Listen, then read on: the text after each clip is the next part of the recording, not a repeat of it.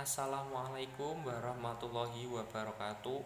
Tepangaken nami kula Faqihuddin Al Muqarrabin saking kelas 11 TMPO kalih presensi 13. Kula badhe nembangaken tembang gambuh damelan kula piyambak.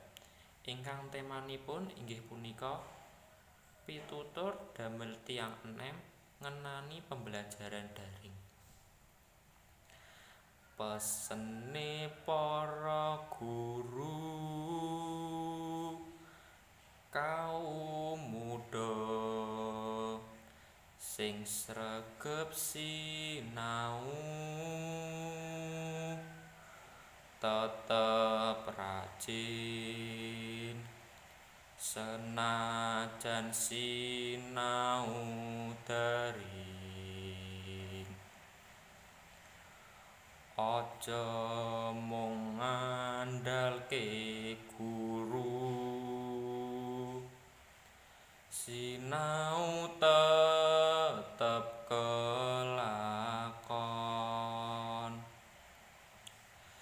Cekap semanten saking kula mbok bilih wonten kalepatan kula nyuwun agunging pangapunten.